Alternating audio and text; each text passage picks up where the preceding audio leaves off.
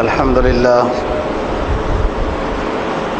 لله وكفى والصلاة والسلام على سيد الرسل وخاتم الأنبياء وعلى آله وأصحابه الذين أوفوا عهدا الذين هم خلاصة العرب الأربع وخير الخلائق بعد الأنبياء. أما بعد فأعوذ بالله من الشيطان الرجيم. بسم الله الرحمن الرحيم. ذلك ومن يعظم شعائر الله فإنها من تقوى القلوب. قال النبي صلى الله عليه وسلم الغنى غنى النفس. صدق الله العظيم وصدق رسوله النبي الأمي الكريم ونحن على ذلك لمن الشاهدين والشاكرين والحمد لله رب العالمين. سورہ حج 17ویں پارے کی ایک آیت کریمہ تلاوت کی ہے اور جناب نبی پاک صلی اللہ علیہ وسلم کا ایک فرمان تلاوت کیا ہے جس کو امام بخاری نے روایت کیا ہے. ذالک، اللہ تعالیٰ فرماتے ہیں توجہ سے سنیں، اسمعوا ذالک، یا سمعتم ذالک، تم نے شریعت احکام سن چکے ہیں، مزید یہ بھی سنو، من یعظم شعائر اللہ، جو شخص اللہ کے شعائر کا احترام کرتا ہے، فإنہا من تقوی القلوب، یہ اس کے دل کے نیک ہونے کی دلیل ہے. جو اللہ تعالیٰ کی طرف سے بڑے بڑے احکام آئے ہیں ان کا جو احترام کرتا ہے، کما حقہ ادا کرتا ہے، یہ اس کے نیک ہونے کی، تقوی والے ہونے کی دلیل ہے. جناب نبی پاک صلی اللہ علیہ وسلم کے فرمان کا مفہوم یہ ہے، آپ نے فرمایا مالداری اصل میں دل کی مالداری ہے. ظاہری طور پر پیسہ بہت تو بندہ کنجوسی کرتا رہے تو وہ مالدار نہیں ہے. مالدار وہ ہے جس کا دل مالدار ہو. بعض دفعہ کوئی خرچہ آ گیا، کوئی مہمان آ گیا، اس بندے کے پاس کوئی خاص پیسے نہیں ہے، یکدم قرض میں لے کے مہمانوں کا احترام کر لیتا ہے. اور بعض لوگوں کے پاس پیسے ہوتے ہیں تو مہمان آ جائے تو کہتے ہیں یہ آپ کا مہمان ہے، یہ میرا نہیں ہے، یہ آپ کا مہمان ہے. آپس میں گھر میں وہ باپ بیٹے کو کہتا ہے، شوہر بیگم کو بیگم شوہر، یہ آپ کے خاندان کے مہمان ہیں، یہ باوجود اس کے کہ پیسہ ہوتا ہے. یہ ہے بخل. جبکہ پیسہ ہے، بظاہر مالدار ہیں، دل کمزور ہے. اور مالدار شریعت نے کس کو کہا؟ جس کا دل غنی ہو، کہ بس نہیں ہے پیسے، مہمان کو ظاہر تک نہیں ہونے دیا. اس کو کہتے ہیں الغنا غنا النفس. جو میں نے آیت کریمہ تلاوت کی ہے یہ سورہ حج ہے اور اس میں حج کا ذکر ہے، قربانیوں کا ذکر ہے. فرمایا یہ حج، احکام حج اور قربانی یہ اللہ کے شعائر میں سے ہے. شعائر شعیرہ کی جمع ہے. شعیرہ کہتے ہیں مذہب کی ہر اس چیز کو جس سے اس مذہب کی دیگر مذاہب کے مقابلے میں شناخت واضح ہو. شاعر شعیرہ کی جمع ہے. شاعر اور شعیرہ مذہب کی اس چیز کو کہتے ہیں کہ دوسرے مذاہب کے مقابلے میں یہ چیز اس مذہب کی پہچان ہے، وہ شاعر میں سے داخل ہے. مثلا جمعے کی اجتماعی عبادت اور مذاہب میں نہیں، بے شک وہ آسمانی مذاہب ہوں. عید کی اجتماعی عبادت نماز کے ساتھ، خطبے کے ساتھ، دیگر مذاہب میں نہیں. جہاں کہیں عید کی نماز ہوگی تو سب دنیا سمجھ جائے گی ادھر مسلمان آباد ہیں. جمعے کی نماز ہوگی سب سمجھ جائیں گے یہ مسلمانوں کی آبادی ہے. اسی طریقے سے طواف ہے یا صفا، ان الصفا والمروہ من شعائر اللہ، صفا مروہ میں چلنا پھرنا بھی شعائر اللہ۔ بعض حضرات نے مساجد مخصوص انداز میں مینار اور گنبد کو بھی اسلام کے شعائر میں سے کہا ہے، اور قربانی بھی اسلام کے شعائر میں سے ہے۔ جہاں کہیں بھی اجتماعی اتنی بڑی قربانی ہو رہی ہوگی تو لوگ سمجھ جائیں گے یہ مسلمانوں کی بڑی عید ہے اور یہ قربانی ہو رہی ہے۔ اور مذاہب میں اس طرح اس انداز میں قربانی نہیں ہوتی، کہیں ہوتی بھی ہے چھوٹی موٹی تو وہ بہت بڑا انعام ہے، اس سے اتنی تشہیر نہیں ہوتی جتنی کہ مسلمانوں کی قربانی کا گویا کہ ایک واضح نمایاں ایک اشتہار سا محسوس ہوتا ہے۔ اس لیے قربانی بھی شعائر میں سے ہے، حج شعائر میں سے ہے۔ اب رمضان کے روزے جب کوئی رکھ رہا ہوگا، اسلام مذہب کی پہچان ہوگی، اور لوگ اس طرح روزے نہیں رکھیں گے۔ جس طرح نماز با جماعت 5 مرتبہ، یہ اسلام کے شعائر میں سے پہلی امتوں پر 5 نمازیں فرض ہی نہیں ہوئی۔ تو کئی چیزیں ہیں جو اسلام کی پہچان ہے، اسلام مذہب کی واضح شناخت ہیں، اس کو شاعر کہتے ہیں۔ قرآن مجید نے یہ کہا ذالک ومن یعظم شعائر اللہ، جو اللہ کے شعائر کا احترام کرتا ہے، یہ بھی اس کے نیک ہونے کی دلیل ہے۔ نماز کو ماننا، حج کو ماننا، قربانی کو ماننا، یہ ماننا بھی نیکی کی دلیل ہے۔ جب مانے گا تو اس کے بعد اس پر عبادت کی، عمل کی توفیق ہوگی۔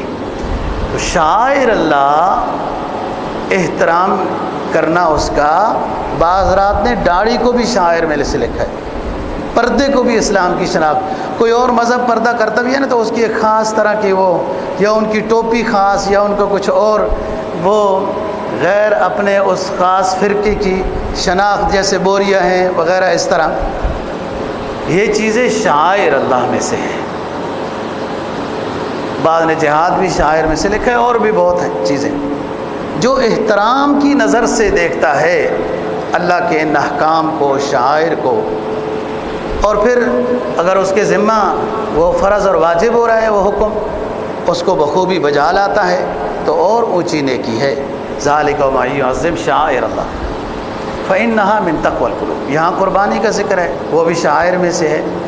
پھر مزید یہ کہ نبی پاک صلی اللہ علیہ وسلم کی برکت سے اس امت کے لیے اس گوشت کو حلال طیب قرار دیا گیا، پہلی امتوں کے لیے تو جائز نہیں تھا کھانا۔ اور فرمایا کہ عبادات مالیہ کو بجا لانا، عبادات مالیہ وہ عبادات جس میں پیسہ خرچ ہوتا ہے، عبادات مالیہ میں پیسے کو خرچ کرنا، یہ الغنا غنى النفس ہے، دل کی مالداری ہے۔ قربانی واجب تو صاحب حیثیت پر ہے، لیکن اگر کوئی غریب شخص بھی قربانی کرتا ہے تو ثواب اس کو ہوگا۔ قربانی تو عاقل بالغ مسلمان صاحب حیثیت پر ہے۔ ایک اولاد ہے، نابالغ ہے، اور والد صاحب اپنی نابالغ اولاد کی طرف سے بھی قربانی کرنا چاہتا ہے، اچھی بات ہے۔ جیسے کہ نابالغ بچوں پر حج عمرہ فرض واجب نہیں ہوتا، لوگ ساتھ لے جاتے ہیں، ان بچوں کو بھی اس کی سعادت نصیب ہوگی، ان کی زندگی میں برکات آئیں گی، لیکن اس کا ثواب والدین کو ہے جو لے کر گئے ہیں۔ عبادات مالیہ میں اور عبادات بدنیہ میں ایک فرق ہے۔ عبادات مالیہ میں نیابت جائز ہے، دوسرا کوئی کر لے، میری طرف سے دوسرا کوئی کر لے، جائز ہے۔ عبادات بدنیہ میں میری طرف سے کوئی دوسرا کر لے، ایسا نہیں ہو سکتا، اس کو خود ہی کرنی ہے، یا قضا کرنی ہے، یا اس کا جرمانہ، فدیہ، کفارہ جو بھی ہے وہ دینا ہے۔ یہ نہیں ہو سکتا کہ دوسرا بندہ کر لے۔ عبادات بدنیہ میں نیابت جائز نہیں ہے۔ عبادات مالیہ میں نیابت جائز ہے۔ مالی عبادت کیا ہے؟ فطرانہ، مالی عبادت زکوٰۃ، مالی عبادت قربانی، مالی عبادت کوئی نظر مانی ہوئی ہے، مالی عبادت فدیہ، مالی عبادت کوئی جرم ہو گیا کفارہ، مالی عبادات حج بھی۔ مالی عبادات جتنی ہیں ان میں اپنے خاص شرائط کے ساتھ دوسرے بندے کو وہ کہہ دے یا دوسرا خود کہہ دے کہ میں کروں گا تو یہ جائز ہے۔ فرض کرو والد صاحب قربانی کرنا چاہ رہے جبکہ اس کے بچے بھی خود صاحب حیثیت ہیں، وہ کہتے ہیں بچوں آپ کی طرف سے میں قربانی کر رہا ہوں، بے شک وہ صاحب حیثیت ہیں، بالغ ہیں، ان خود پر قربانی واجب ہے، لیکن والد کے یہ کہنے سے ان کی طرف سے قربانی ہو جائے گی، بالغ کی طرف سے، نابالغ کی طرف سے، بیوی کی طرف سے، اسی طریقے سے اور کوئی کسی اور کی طرف سے بھی وہ کرنا چاہتا ہے تو ہو سکتی ہے۔ یہی بات فطرانہ ہر بالغ پر ہے، والد کہتا ہے میں بالغ اولاد کی طرف سے بھی فطرانہ دے رہا ہوں، ہو جائے گا، فدیہ ہو جائے گا، کفارہ ہو جائے گا۔ کسی نے نظر مانی ہوئی تھی کہ میرا فلانا کام ہو گیا، مجھے نوکری مل گئی تو اتنے پیسے صدقہ کروں گا، اب بچے کو نوکری مل گئی، والد صاحب کہتا ہے وہ جو نظر تم نے مانی تھی 10,000 روپے کی وہ میں دے دیتا ہوں تو ادا ہو جائے گی۔ لیکن حج بھی اسی طریقے سے اس میں خاص شرائط ہیں کہ بندہ نہیں جا سکتا یا فوت ہو گیا ہے، وصیت کر کے گیا ہے تو دوسرا بندہ نیابت کے طور پر جا سکتا ہے۔ جو عبادات بدنیہ ہیں جس میں نماز سر فہرست ہے اور روزہ ہے، ان عبادات میں نیابت نہیں ہے کہ صاحب بڑے مصروف ہیں، ایک میٹنگ سے فارغ ہو کے دوسری میٹنگ پھر کرنی ہے، پھر دوسری سے فارغ ہو کے پھر تیسری میٹنگ ہے، تو لہٰذا نائب قاصد کو کہتا ہے کہ تم جا رہے ہو نا نماز پڑھنے تو ہماری بھی نماز پڑھ لینا۔ ایسا نہیں ہو سکتا۔ عبادات بدنیہ میں نیابت جائز نہیں ہے۔ اس طرح روزے کی بات ہے، قضا روزے کرنے ہیں، وہ بندہ کہتا ہے میں تو نہیں کر سکتا، چلو خادم کو کہتے ہیں کہ عبادات بدنیہ میں نیابت جائز نہیں ہے، الا یہ کہ وہ نہ ادا کر سکے وغیرہ تو اس کے ذمہ پھر اس کی فدیہ وغیرہ ہوتا ہے، لیکن عبادات مالیہ میں جائز ہے۔ یہی قربانی شعائر میں سے ہے اور یہ عبادت ہے۔ اسلام نے خوشی کے موقع پر بھی رقص، عرس، ناچ گانے کو اجازت نہیں دی ہے۔ خوشی کے موقع پہ بھی اسلام نے کہا نماز پڑھو، خوشی کے موقع پہ بھی نماز پڑھو، غم کے موقع پر بھی نماز پڑھو۔ حدیث میں جناب نبی پاک صلی اللہ علیہ وسلم کی عادت مبارک ذکر ہوئی، اذا حزبہ امر فتوضأ وصلی رکعتین۔ نبی پاک صلی اللہ علیہ وسلم کو جب بھی کوئی پریشانی کی بات سامنے آئی آپ نے وضو فرمایا اور 2 رکعتیں ادا کی، اللہ سے اس کا حل مانگا۔ یہ پریشانی کی بات ہے۔ اور خوشی کی بات، روزے رکھے، اب عید ہے، خوشی ہے جی، بڑی عید ہے، خوشی ہے، خوشی پر رقص، ناچ گانا، لہو لہب خلاف شرع کام کرنے کی اجازت نہیں۔ بس سارے جمع ہو جاؤ مسلمان، اچھے کپڑے پہنو، خوشبو لگاؤ، تکبیرات پڑھو اور 2 رکعتیں اللہ کے سامنے ادا کرو۔ خوشی کے موقع پر بھی عبادت اور غم کے موقع پر تو بہت ساروں کو جو خوشی کے موقع پہ عبادت یاد نہیں آتی، غم تو ویسے بھی یاد دلا دیتا ہے کہ رجوع الی اللہ۔ اور یہ بھی خوش نصیب شخص ہے کہ جس کو غم کے موقع پر بھی اللہ یاد آ گیا۔ اس کا مطلب یہ ہے کہ کچھ قلب زندہ ہے۔ مکمل ختم اللہ علی قلوبہم وعلی سمعہم وعلی ابصارہم غشاوہ ولہم عذاب عظیم۔ مکمل طور پر دل مردہ نہیں ہوا کہ غم کے ٹائم۔ مقام مومن کیا ہے؟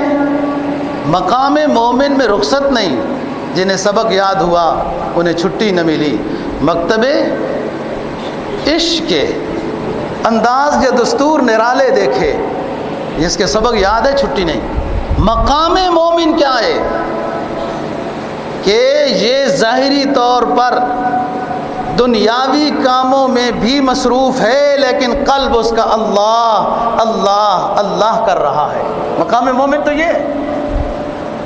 تو بات یہ ہے کہ غم کے ٹائم پر بھی کسی کو اللہ یاد آ جائے تو یہ بھی ابھی ہے، ابھی کچھ رمق ہے، کچھ چنگاری ہے جو اسے جگا رہی ہے۔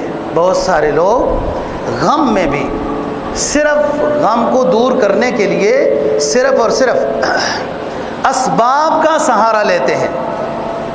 پیسہ بہت ہوتا ہے، غم کے موقع پر بھی بعض لوگ صرف اور صرف اسباب کا سہارا لیتے ہیں، ان کی زندگی بے سکون ہوتی ہے۔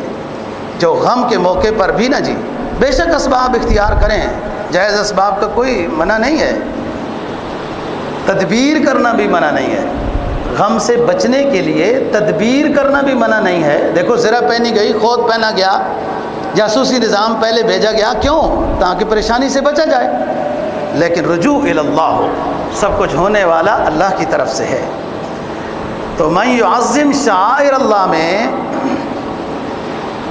نماز عید بھی شعائر میں سے ہے، اور عید کے دن صبح نماز کے بعد نہاؤ دھو، جلدی سے کپڑے پہنو، عیدگاہ میں جلدی آؤ، تکبیرات پڑھتے ہوئے آؤ، جاتے ہوئے بہتر ہے راستہ بدل کے جاؤ تو سنت ہے، تو اللہ اکبر لا الہ الا اللہ اللہ اکبر وللہ الحمد، آتے وقت جاتے وقت نماز میں تکبیرات پڑھو۔ اور کیسا ادھر نماز پڑھنے آنا ہے، نماز کے بعد تیاری کرو۔ عید کے دن اشراق جائز نہیں، بعض نے چانش، کیونکہ ایک حدیث میں آتا ہے قبلہا ولا بعدہا، عید کی نماز سے پہلے بھی کوئی نماز نہیں، اور عید کی نماز کے فوراً بعد بھی، کہ جیسے ہم مطلب 4 سنتے زور فرض پڑھتے ہیں تو اس کے بعد پھر سنتے پڑھتے ہیں، یا جمعہ پڑھتے ہیں اس کے بعد پھر سنتے ہیں، ایسا نہیں ہے۔ عید کے دن، عید سے پہلے عید کی تیاری ہے، اور افسوس کی بات ہے سال کے بعد عید آتی ہے۔ بعض لوگ تو جو نماز میں سست بھی ہوتے ہیں وہ بھی عید کا خیال کرتے ہیں، بعض لوگ عید کی نماز بھی ان سے رہ جاتی ہے، کوئی 8 کے، کوئی کاٹ کے، کوئی 360 کے، بعض مسلمان 360 کے بھی نہیں ہیں، نماز ہو جاتی ہے تب، اور رکع لکھتے رہتے ہیں 5 منٹ مولوی صاحب دیر کرنا، 7 منٹ دیر کرنا۔ وہ پرانے زمانے کی بات ہے نا، جو چودھری صاحب کی، وہ مسجد کے امام صاحب کا خیال کرتے تھے، دانہ شانہ دیتے تھے، تو وہ کہتے تھے مولوی صاحب اس وقت تک نماز کھڑی نہ کرنا جب تک ہم نہ آئے۔ جی وہ یہی مولوی صاحب 5 منٹ لیٹ کرنا، عید کی نماز یا جمعے کی نماز 5 منٹ لیٹ کیا کریں، اور ان کا کیا کریں جو پہلے سے بیٹھے ہوئے ہیں۔ وہ عید کی نماز بھی کتنی کیا کہہ سکتا ہے، ناراضگی ہے، کیا ہوا۔ صبح نماز کے بعد نیند نہیں کرنی ہے، بس نہانا دھونا ہے اور کپڑے پہننے، خوشبو لگانی، اور عید کی نماز کے لیے چلنا ہے۔ جتنا پہلے آئے گا اتنی سعادت اس کو نصیب ہوگی۔ تکبیرات پڑھتا ہوا ہے، نماز پڑھنا منع ہے، مکروہ ہے۔ عام حالات میں بھی کچھ اوقات مکروہ ہیں، لیکن عید کے دن صبح کی نماز کے بعد عید تک اشراق بھی جائز نہیں ہے، بس منع۔ ایسا نہ ہو آپ سے اصل حکم رہ جائے، جیسے وقوف عرفہ میں زور کے ساتھ اثر ملا دی، تاکہ زیادہ سے زیادہ آپ کو دعا کا، وقوف عرفہ کا ٹائم ملے۔ یہاں پر بھی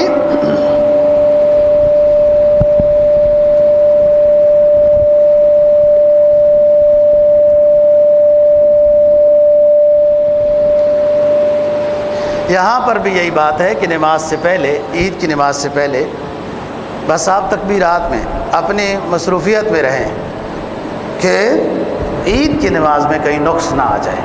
میں بتا رہا تھا کہ عام نمازوں میں بھی، عام دنوں میں بھی کچھ اوقات مکروہ ہیں، لیکن اس کو سمجھنا، شعیب صاحب جاگ کے سمجھنا ہے اوقات مکروہہ کو۔ یہ مراقبے میں نا یہ وہ والا نہیں صحیح ہوتا۔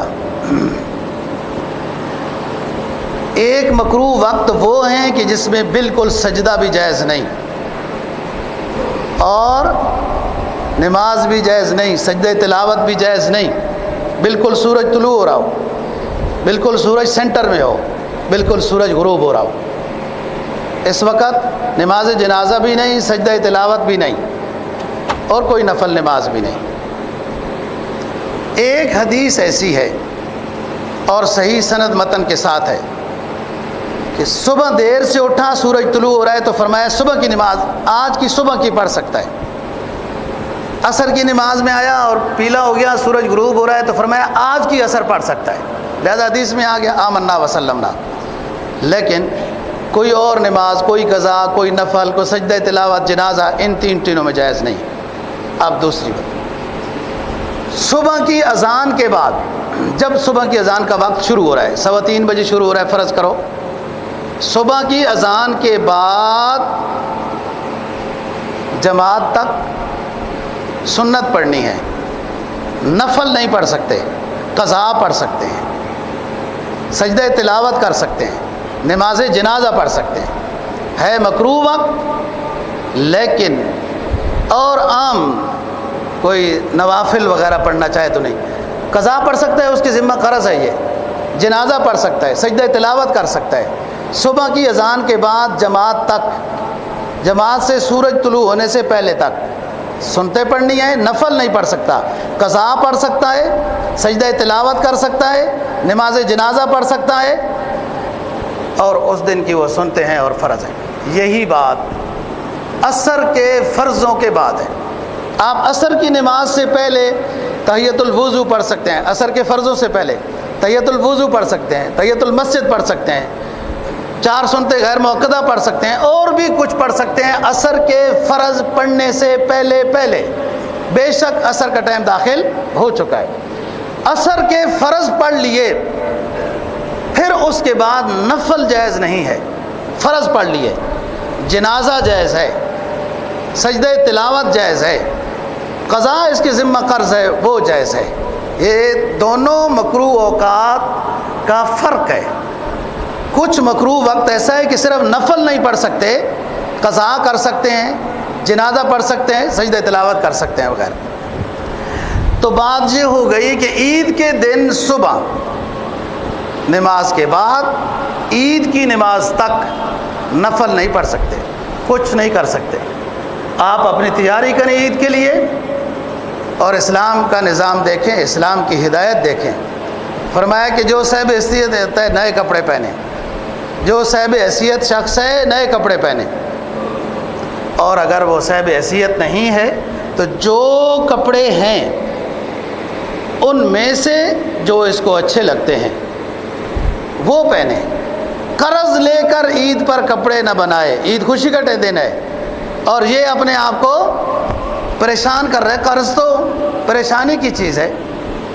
ہاں ماشاءاللہ استطاعت ہے تو نئے کپڑے پہنے، جب حکم ہے نئے کا تو پھر ثواب بھی ہوگا اس حکم پر عمل کرنے میں۔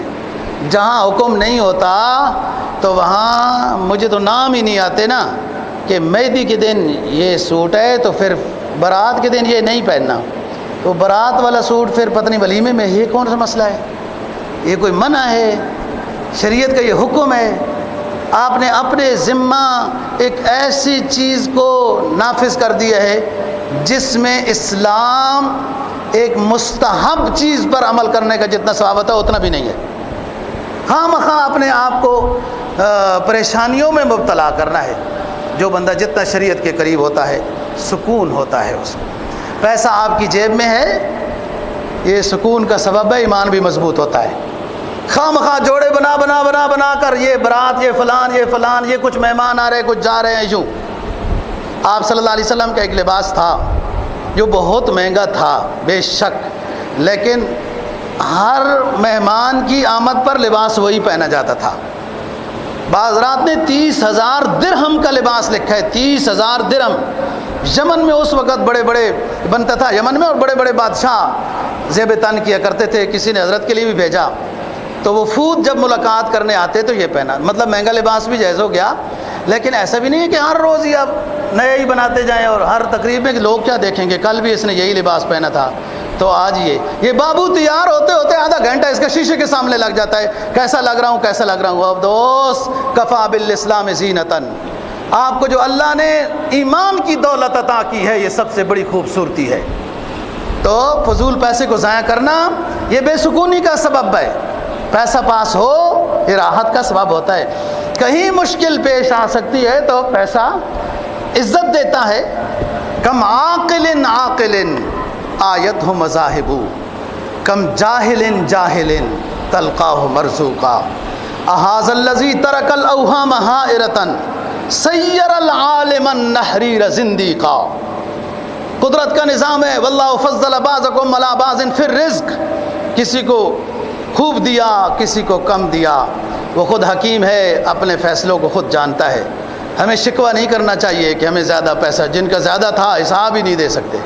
اور آخرت میں بھی نبی پاک صلی اللہ علیہ وسلم کا فرمانا، میرے ساتھ جنت میں سب سے پہلے میری امت کے غرباء داخل ہوں گے۔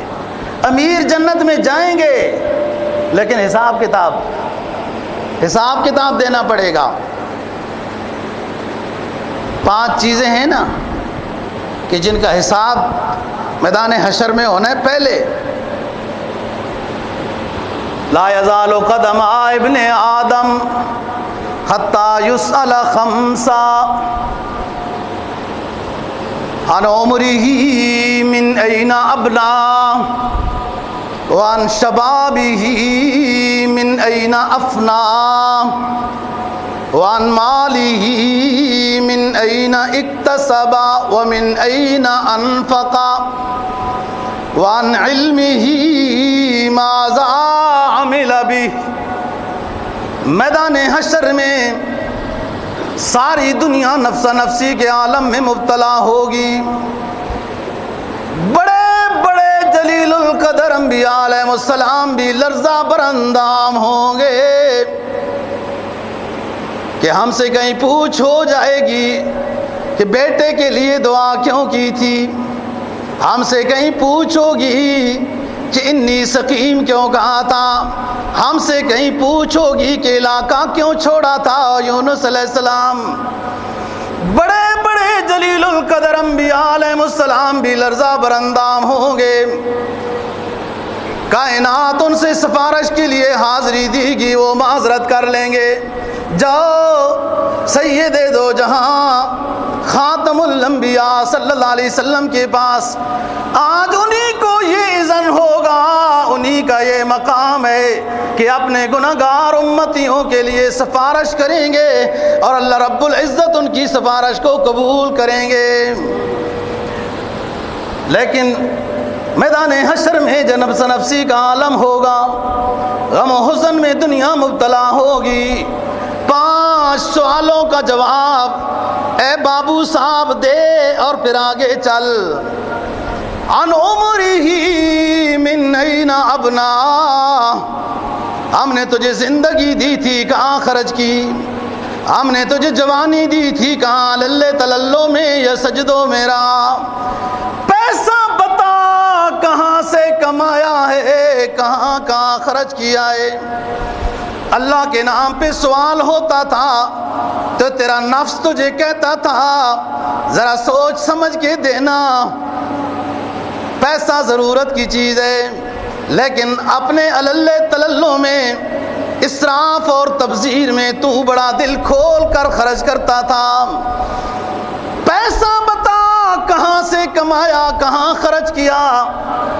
اور پھر او مولوی صاحب عن علمہ ماذا عمل بہ، تجھے ہم نے اپنا علم نبوت عطا کیا تھا۔ مولوی صاحب، حافظ صاحب، یا جس کے پاس جتنا اللہ نے دینی علم دیا ہے، سب جانتے ہیں جھوٹ نہیں بولنا، بد نظری نہیں کرنا، چوری نہیں کرنا، دھوکہ نہیں دینا، غلط بیانی نہیں کرنی، یہ سارے جانتے ہیں، علم ہے، لیکن اس علم کے مطابق عمل نہیں ہے، تو پھر اس سوال کا جواب دے، تیرے علم کا کیا فائدہ ہوا تجھے؟ نبی پاک صلی اللہ علیہ وسلم کا فرمان ہے نا کہ علم اللہ سے مانگو، علم نافع۔ علم نافع نظام بدل دیتا ہے۔ ایسا نہیں ہے سنتا رہا سمجھتا رہا، 40 سال ہو گئے 50 سال ہو گئے، سن رہا ہے شریعت کا ایک مسئلہ، عمل کی شکل میں نہیں آ رہا، یہ علم نافع نہیں ہے۔ مثل الذین حملوا التوراۃ ثم يحملوها كمثل الحمار يحمل اسفارا۔ وہ علم جس کے مطابق عمل نہیں ہوا، بھلے عالم کہو غیر عالم کہو، جتنا علم ہے اس پر عمل نہیں ہوا، فرمایا اس کی مثال ایسی ہے جیسے گدھے پر کتابیں لا دو تو گدھے کو فائدہ کیا ہوگا۔ مثل الذین حملوا التوراۃ ثم لا يحملونها كمثل الحمار۔ حمار عربی جانتے ہوتے تو آپ کو سمجھ آتا، حمار گدھے کو کہتے ہیں۔ گدھے پر کتابیں لاد دینے سے گدھے کو جیسے کوئی فائدہ نہیں ہوا سوائے اس کے بوجھ کے، ایسے ہی ان کتابوں کے پڑھنے کا کیا فائدہ ہے، ان واعظ و نصیحت کے سننے کا کیا فائدہ ہے کہ جن علوم کے اوپر عمل نہیں کرنا۔ تو بات یہ کر رہا ہوں، عید سے پہلے حکم جلدی تیاری کر کے عید کے لیے آؤ، تکبیرات پڑھتے ہوئی ہے، اور ان ایام میں یہ عشر حج ہے، عشر حج بھی ہیں، عشر ذی الحجہ، اس لیے کہتے ہیں ان کو، جتنی کوئی عبادت کرتا ہے رمضان اور لیلۃ القدر کے برابر ثواب ہو رہا ہے۔ فرمایا ما من ایام العمل الصالح فیہن احب الی اللہ تعالی من هذه الایام العشر۔ اللہ کو ان 10 دنوں میں ہر عبادت بہت زیادہ محبوب ہے۔ روزہ ہو سال کے برابر ثواب، رات کی عبادت لیلۃ القدر کے برابر ثواب، اور ذکر اذکار تسبیحات، یہ سب نظام ان ایام میں زیادہ فائدہ مند ہے۔ تلاوت کی طرف توجہ کریں، یہ کام آنے والی چیزیں ہیں، یہ عبادات ضائع نہیں ہیں، یہ بینک بیلنس ہے، یہ چھوٹی سی زندگی کے لیے نا جی، 70-80 سال بڑی بات ہے جی، اور اس کے لیے ہم بڑا جناب بینک بیلنس یہ وہ صحیح ہے، ضرورت کے لحاظ سے کام آئے گا، اللہ کسی کا محتاج نہ کرے، یہ بھی بڑی بات ہے نا جی، لیکن ایک زندگی نہ ختم ہونے والی ہے، ایک زندگی نہ ختم ہونے والی ہے، اس کے لیے بھی کوئی بینک بیلنس ہے، وہ یہ ان مبارک گھڑیوں کو اپنے کام میں لاؤ بابو صاحب، فائدہ ہوگا جو خود اپنے ہاتھ سے کرو گے، اپنی زبان سے، اپنے اعضاء سے، پیچھے معلوم نہیں کون دنیا یاد کرے گی، ہمیں کتنا یاد کرے گی۔ فرمایا ما عندکم ینفد وما عند اللہ باق، جو اللہ کے ہاں چھوڑ رہے ہو، بھیج رہے ہو، وہ باقی رہے گا۔ وہاں آپ کی نیکی کی پونجی پر کوئی ڈاکہ نہیں ڈال سکے گا، وہاں آپ کے سرمایہ کو چوری کوئی نہیں کر سکے گا۔ آپ نے جو آخرت کے لیے سرمایہ بھیجا ہے، اگر چوری ہوگی یا ڈاکہ ہوگا تو تو خود ہی مارے گا۔ نیکی کی بھیج دی اور ادھر گناہ کرنے لگ گیا، آپ نے اپنے سرمایہ کو خود ڈاکہ ڈالا، کوئی اور نہیں ڈال سکتا۔ ما عندکم ینفد وما عند اللہ باق، اللہ کے ہاں چھوڑ دیا وہ باقی رہنے والا ہے، یہاں فانی ہے، ختم ہو جائے گا، جن کے لیے چھوڑے گا تقسیم ہو جائے گی۔ اور مالداروں کو دیکھ کر غیر تربیت اولاد یہ کہنے لگ جائے گی کہ والد نے ہمارے لیے چھوڑا کیا ہے، اپنے لیے جو وہاں بھیجا وہ باقی ہے۔ ما عندکم ینفد، انسان کو اپنا مقام بھی سمجھنا چاہیے۔ یہ اشرف المخلوق ہے، یہ لفظ تو بڑا آسان ہے، اشرف المخلوق تب ہے کہ جب اشرف اس کے کام ہوں گے، اگر اس کے اشرف کام نہیں ہوں گے تو اس کا بھی قرآن نے بتا دیا ہے، اولئک کالانعام بل ہم اضل۔ قرآن اتنا انصاف والا پیغام دیتا ہے۔ یہ جو نہیں سمجھے اللہ کی ہدایات کو جانور ہیں، لیکن پھر فوراً فرمایا بل ہم اضل، نہیں، جانور سے بھی بدتر ہے۔ جانور اپنی تخلیق کے مقصد کو سمجھتا ہے۔ پوری کائنات جو ظاہری طور پر جاندار نظر نہیں آتی ہمیں، قرآن تو کہتا ہے وَإِن مِّن شَيْءٍ إِلَّا يُسَبِّحُ بِحَمْدِهِ وَلَٰكِن لَّا تَفْقَهُونَ تَسْبِيحَهُمْ، 15واں پارہ۔ پوری کائنات اللہ کی حمد و ثنا میں ہے، صرف ہم نے انسان کو ان کی بولی سے محروم کیا ہے، وہ نہیں سمجھ سکتا انسان۔ علامہ رومی کیا کہتے ہیں؟ فرمایا خاک و باد و آب و آتش بندان۔ علامہ رومی کا قافیہ سب سے مشکل ہے، شیخ سعدی کا قافیہ آسان ہے۔ فرمایا خاک و باد و آب و آتش بندان، بامن تو مردہ و باحق زندان۔ مٹی، پانی، آگ، ہوا، یہ سارے اپنے خالق کی بندگی میں لگے ہوئے ہیں۔ اے انسان، تو آگ، مٹی، پانی ان کو مردہ سمجھ رہا ہے، نفس الامر میں یہ اپنے حق کو، اپنے رب کو پہچانتے ہیں، یہ مردہ نہیں ہے۔ الم تر ان اللہ یسبح لہ من فی السماوات والارض والطیر صافا کل قد علم صلاتہ وتسبیحہ واللہ عالم بما یفعلون۔ 18واں پارہ الم تر ان اللہ یسبح لہ من فی السماوات ومن فی الارض والطیر صافا، زمین و آسمان میں جتنی کائنات رہتی ہے، جان رکھتے ہیں یا نہیں، درخت ہوں یا پتھر، سارے کے سارے اس کی تسبیح میں لگے ہوئے ہیں۔ پرندے بھی صف بستہ اجتماعی طور پر بھی اس کا ذکر کرتے ہیں۔ اور آگے عجیب بات اور عظیم بات فرمائی، فرمایا کل قد علم صلاتہ وتسبیحہ، ساری کائنات، جن و انس کے علاوہ جن کی بولیاں تمہیں سمجھ نہیں آتی، یہ ساری کائنات، چرند پرند، حجر مجر شجر، سب کل قد علم صلاتہ وتسبیحہ، سارے اپنی نماز کا ٹائم بھی جانتے ہیں، اپنی تسبیحات کا وقت بھی پہچانتے ہیں۔ پرندوں کے بارے میں کہا قد علم صلاتہ وتسبیحہ۔ ہوا، پانی، مٹی تو سمجھ گئی اللہ کو، اور جس کے لیے سب کچھ بنایا، جس کے لیے یہ چرند پرند، بٹیر مٹیر وغیرہ وغیرہ، تو یہ پاکستانی خود جو نہیں شکار کرتے، تو پھر دبئی کے شیخ آ کے تلور شکار کرتے ہیں۔ آپ خود کرو نا، آپ کو صحت کی ضرورت نہیں ہے۔ وہ بھی عجیب مخلوق ہے، پاکستان کے ساتھ اللہ کے خصوصی انعامات ہیں نا، اللہ کا خصوصی فضل ہے پاکستان کے ساتھ، یہ اللہ کی پہچان ہے پاکستان کا بقا۔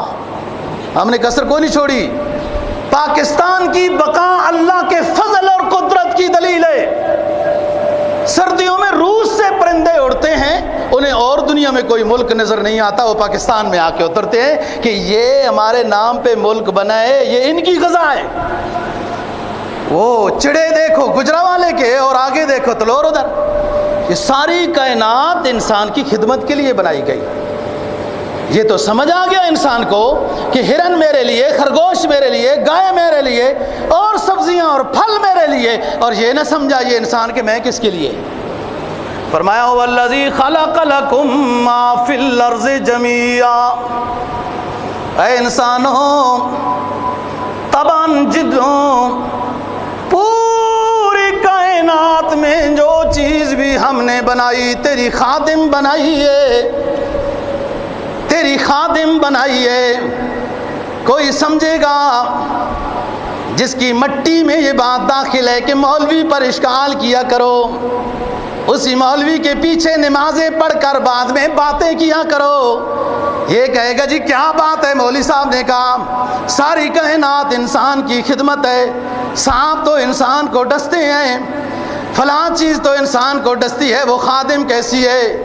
سب سے بہترین دوستوں میڈیکل والے بیٹھے ہیں، جو ویکسین تیار ہوتی ہے سب سے اعلیٰ، وہ سب سے زیادہ زہریلے سانپ کی تیار کی جاتی ہے۔ سب کائنات ہم نہ سمجھ سکیں تو ایک الگ بات ہے ساری خادم ہیں، اور بات خود اسلام پڑھا نہیں ہے، کوئی سیکھا نہیں ہے۔ سب سے بڑا اللہ ماشاءاللہ بہت سارے محبت میں لوگ ہوتے ہیں، لیکن بعض باہر نکل کے ہاں جی آج یہ مسئلہ بیان ہے کیا۔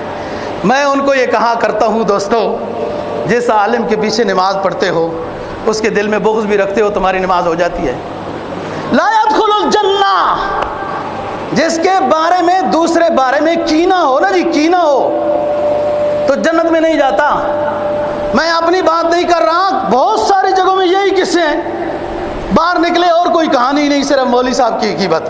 مولوی صاحب کو تو فائدہ ہی ہو رہا ہے، آپ کے اعمال اگر کوئی ہیں تو وہ اس کو مل رہے ہیں۔ جتنے بڑے عالم کی غیبت کرو گے جتنے، اور سیاست میں آ کے پھر لوگ یہ کرنے لگ جاتے ہیں مولویوں نے کیا کیا ہے، مولانا فضل الرحمان صاحب کے اعمال میں اضافہ کرتے ہیں اس کی غیبت کر کے نا، تو ظاہر ہے وہ مصروف ہے سیاست میں، نفل شفل اتنے ہو سکتا ہے پڑھتے بھی ہوں لیکن نہ پڑھ سکے ہو تو ہم غیبت کر کے، اس طرح ہم اپنے امام صاحب کی دل میں کینہ رکھنا کسی کے بارے میں، یہ جنت میں نہیں داخل ہو سکتا بندہ۔ سنو اب حدیث، نبی پاک صلی اللہ علیہ وسلم نے ایک دفعہ فرمایا یہ شخص جو جا رہا ہے یہ جنتی ہے۔ ایک صحابی ان کے پیچھے چل پڑے، ان کے گھر میں چلے گئے کہ حضرت میں آپ کے ساتھ رہنا چاہتا ہوں، کوئی گھر میں پریشانی ہے۔ انہوں نے کہا ٹھیک ہے رہو۔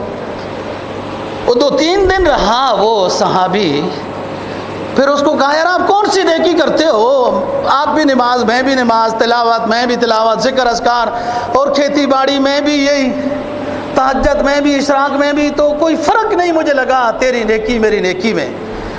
تو اس نے کہا بس یہی میں تو کرتا ہوں۔ کہا آپ صلی اللہ علیہ وسلم نے فرمایا دنیا میں جنتی دیکھنا ہو تو یہ دیکھو، اتنی بڑی آپ کے بارے میں بشارت ہے، آپ کی نیکی تو وہی ہے جو میں کرتا ہوں۔ یہ چھوٹے تھے عمر میں، نام بھی سن لو، عبداللہ بن عمر ہیں جو رات کو ادھر جا کے رہے تھے رضی اللہ عنہما۔ انہوں نے کہا دوست بچے میری نیکی یہ ہے کہ ذرہ برابر بھی کسی کے بارے میں میرے دل میں کینہ نہیں ہے۔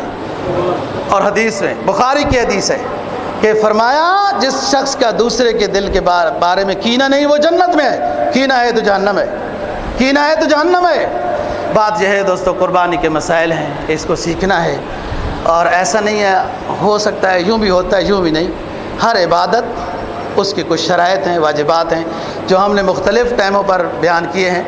آپ قربانی کے جانور میں حقیقہ داخل کر سکتے ہیں، اپنا صدقہ خیرات کر سکتے ہیں، مرحومین کو داخل کر سکتے ہیں، اور قربانی میں مرد عورت کا فرق نہیں ہے، وہ جیسے حقیقی میں فرق ہے نا جی، لڑکے کے 2 بکرے لڑکی کا 1، ایسا فرق قربانی میں نہیں ہے۔ فرمایا یا ابن آدم انفق علیک، اے ابن آدم جب عبادت مالیہ کا تجھے ذکر ہو تو خرچ کر دل کھول کے، اللہ بھی تیرے اوپر بغیر حساب کے پھر ڈھیلے گا رزق کو۔ اللہ دین کی سمجھ اور عمل کی توفیق نصیب فرمائے۔ وآخر دعوانا الحمدللہ۔